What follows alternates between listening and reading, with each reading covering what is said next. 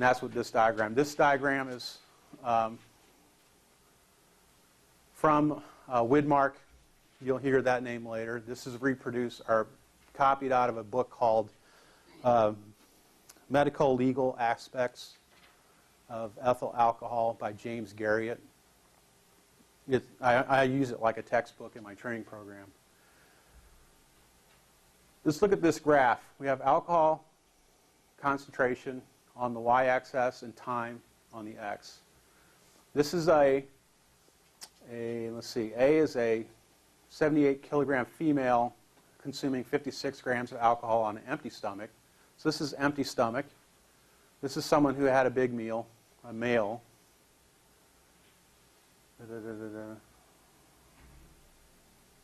Yeah, B is a 77 kilogram male consumed roughly the same amount of alcohol after a full meal.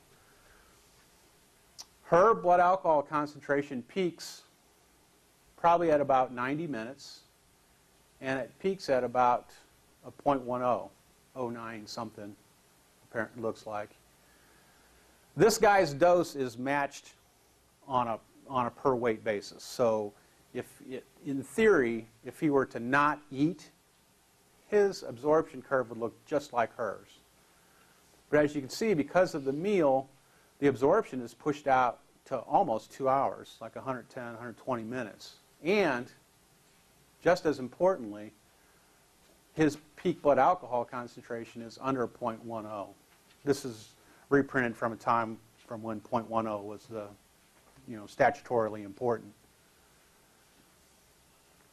And we're going to talk about, this is where we talk about back extrapolation or retrograde extrapolation.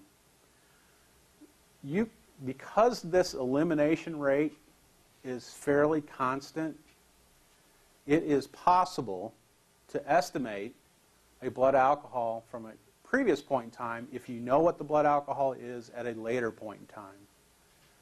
Obviously, you can't do it forever. It only holds true to a certain point.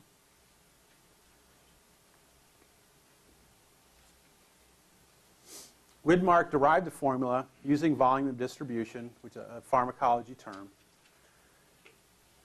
It's a basic algebraic expression. It's just like saying that 2 equals 6 divided by 3.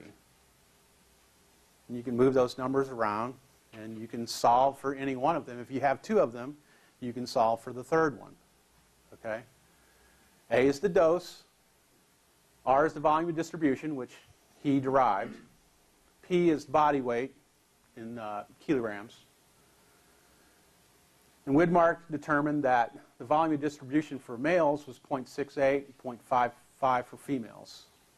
And then everybody has done research in this area.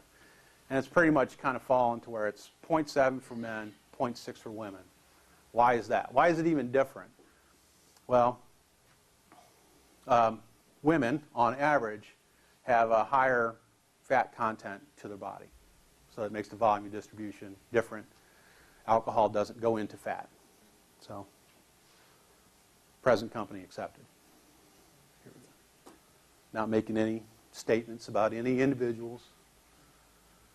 So, we can do 2 things using this volume of distribution for you. We can calculate the alcohol dose if we know what the blood alcohol is. That can be important in corroborating testimony. My defendant says that he only had 3 beers. Well, his blood alcohol is 0.2. We do the calculations, it just don't add up. It's more likely he had 8 beers. Okay? If we have testimony about how much was drank, we can estimate what a theoretical maximum blood alcohol would be. And then you do the back extrapolation, you can predict what it would be at a later point in time. The example I'll use is how many standard drinks or how many grams of alcohol would it take to bring my blood alcohol up to a 0.08. This is useful information for me. And it would be for you. So I weigh about 120 kilograms. And for those of you not familiar with the metric system, you'll just have to guess. We know from Widmark that my volume of distribution is 0.7, and we're trying to solve for my blood alcohol being 0.08. So the unknown here is how many grams of alcohol.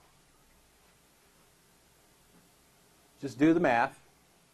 As it turns out, that's going to require me to consume 67 grams of alcohol.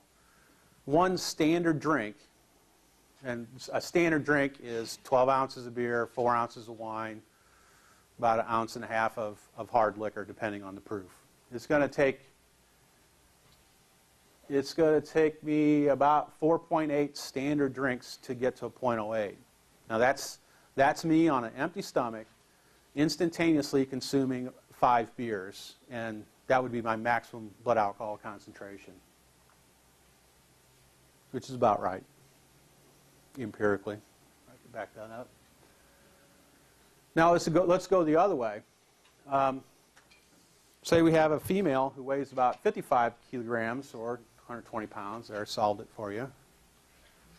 And we have an ethanol dose of 5 glasses of wine, and we know from Widmark the volume distribution is 0.6. What would her blood alcohol theoretical maximum be?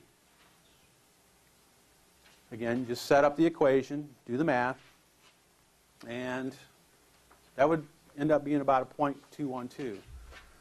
So obviously someone smaller, different volume distribution. I drink 5 drinks, she drinks 5 drinks, she's a lot smaller than me, she's got a different volume distribution. I'm a 0.08, she's a 0.212. Well, she's pretty tiny too. She weighs less than half than I do.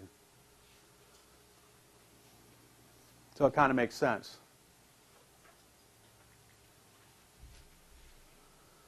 So we've got 95% of the ingested alcohol eliminated in the liver. And now we can start talking about Lebowski and BAC extrapolation. But before we do that, does anybody have any questions about what I was talking about before, about estimating a dose, theoretical maximum, anything like that? Yes? Okay, I'll repeat the question. He's asking about why don't we get different results for male and female. What you get on a report is a measured blood alcohol. It doesn't, the difference is with the individual. It doesn't matter statutorily whether they're male, female. I'm just saying a petite female drinking side by side with me is going to be just, on the floor, and I'll just be impaired, Other questions on that? Okay.